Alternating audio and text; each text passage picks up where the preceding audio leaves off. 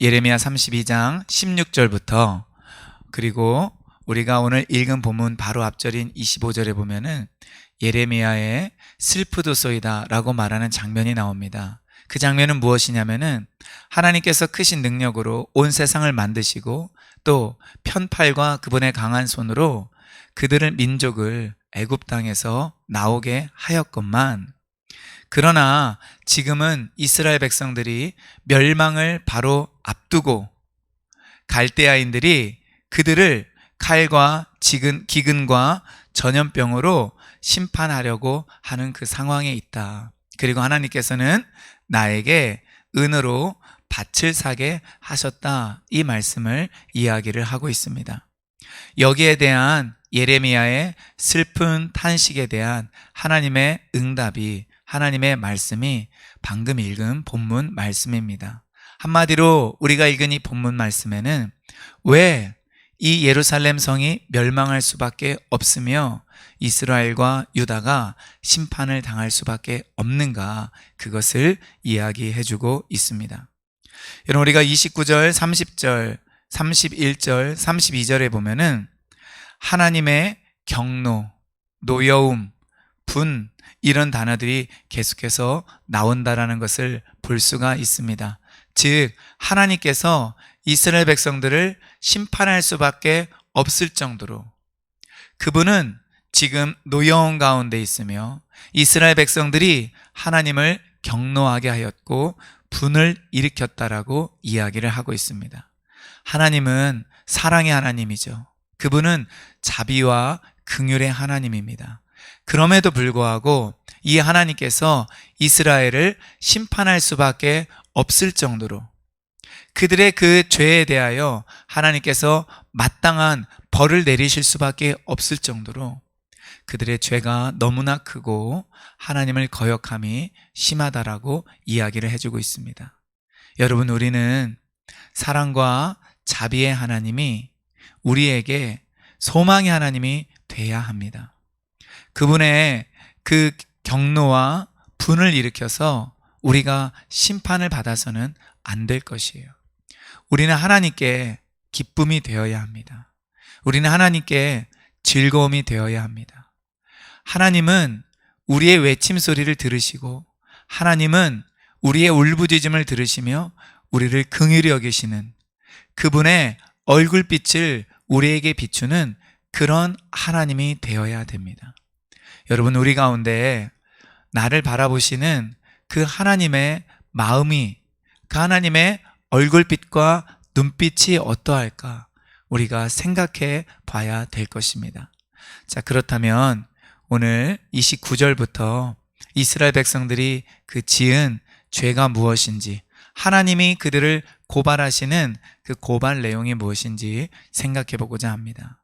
먼저 29절에 보면은 갈대아인이 와서 이 성에 불을 놓아 이 성과 집을 다 불태운다라고 말을 하는데, 이 집이 어떤 집이냐?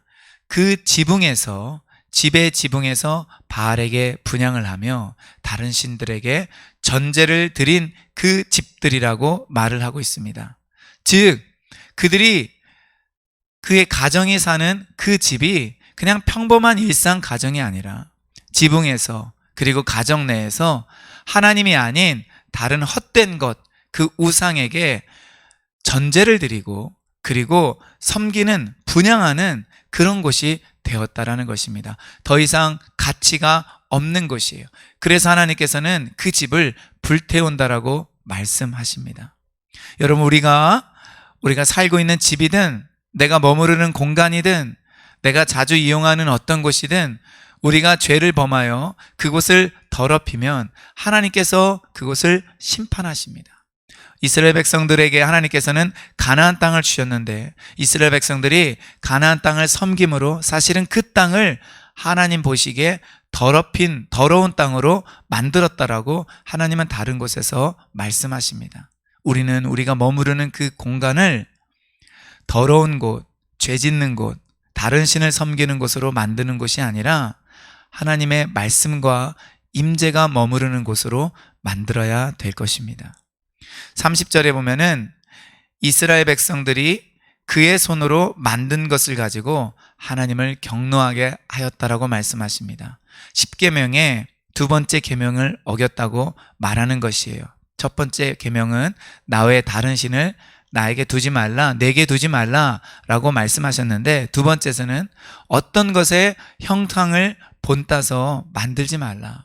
그것이 바다에 있는 것이든 하늘에 있는 것이든 그 무엇이든 그 형상을 만들어서 섬기지 말라라고 이야기를 하는데, 이스라엘 자손은 그의 손으로 만든 것을 가지고 하나님을 경노하게 하였습니다. 그들은 하나님이 말씀하신 계명을 어긴 것이에요. 여러분, 우리도 이 부분 앞에서 아주 명백해야 됩니다. 내가 혹시나 다른 어떤 것들을 혹시 만들어서 그것을 우상화하고 그것을 섬기는 것은 아닌지 생각해 봐야 될 것입니다. 자, 31절에 보면은 이 성이 건설된 날부터 오늘까지 나의 노여움과 분을 일으킴으로 내가 그것을 옮기려 한다. 그것을 제거할 것이다. 그것을 치워버릴 것이다. 말해주고 있습니다.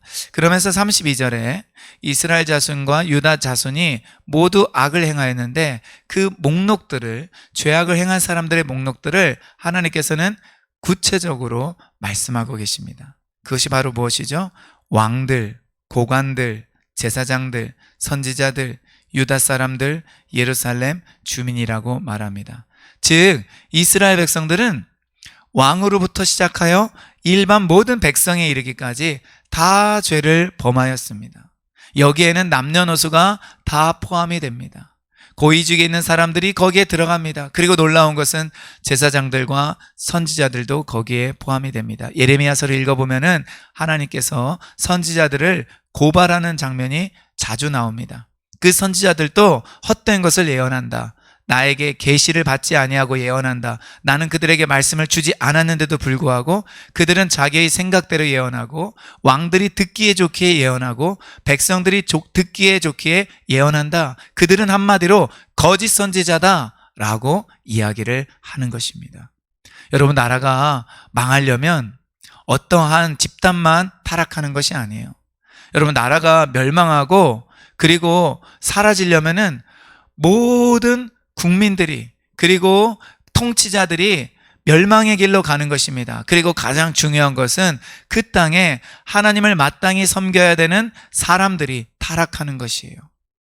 하나님을 예배하고 경배하고 사람들을 바른 길로 인도하며 진리를 말해야 될 그 사람들조차도 하나님과 교제하지 아니하고 하나님의 음성을 듣지 아니하고 자기 임의대로 말합니다.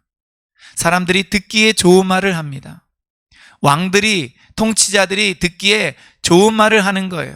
그래서 사람들 귀에 즐거운 말을 하는 것입니다. 사람에게 인정받으려고 합니다. 하나님께 인정받으려고 하지 아니하고 하나님과 씨름하면서 그분의 뜻을 펼치려고 하는 것이 아니라 사람들의 인정을 받고 사람들에게 즐거움을 주고 그리고 사람들이 칭찬해주는 바로 그런 말을 하려고 하는 것입니다. 그러면 나라는 망합니다. 왜냐? 소망이 없기 때문에 그렇습니다. 그러나 이 소돔 땅에 의인 10명을 찾으셨던 하나님께서는 지금도 아무리 위태하게 보이는 공동체라 할지라도, 나라라 할지라도 윤리적으로 부패하고 왕들로부터 이 백성들에 이르기까지 그 죄가 아무리 심한 것처럼 보인다 할지라도 정말 의인 10명이 기도하고 하나님의 진리를 선포하고 하나님의 뜻을 전하면 하나님께서는 그들의 기도를 들으시고 그 땅에 대한 심판을 멈추시고 다시 돌이킬 수 있는 기회를 주신다라는 것입니다. 여러분, 우리도 이런 사람이 되어야 돼요. 암흑이 가득하고 소망이 없어 보이는 이 땅을 바라보면서 절망하는 것이 아니라, 그런 주변의 환경을 바라보고 낙심하는 것이 아니라, 내가 하나님 앞에서 의의 깃발을 들고 어둠을 비추는 빛이 되기를 원하며, 그리고 사람들의 오해를 받는다 할지라도 진리를 증거하고자 하는 그런 자세를 갖는다면 하나님은 그러한 사람들을 통하여, 그러한 우리를 통하여 반드시 회복을 주실 줄 믿습니다. 죄악을 범한 이스라엘 백성들의 특징이 뭐냐? 하나님께 등을 돌려요. 하나님의 얼굴을 바라보지 않습니다. 그리고 하나님께서 그들을 끊임없이 가르치시고 교훈을 주시지만 그러나 그 교훈을 절대로 받지 않는다라는 것입니다. 잠언을 읽어보면 어리석은 사람의 특징이 나오는데 그 특징이 바로 무엇이냐? 가르침과 교훈을 받지 않는다라는 것입니다. 그들은 배우려고 하지 않아요. 그들은 겸손한 자세로 하나님의 음성, 지혜자의 음성에 귀를 기울이지 않습니다. 성경 말씀에, 진리의 말씀에 귀를 기울여서 읽어보려고 하지 않습니다. 자기의 그 길, 완악한 마음과 완고한 생각을 가지고 살려고 하는 거예요.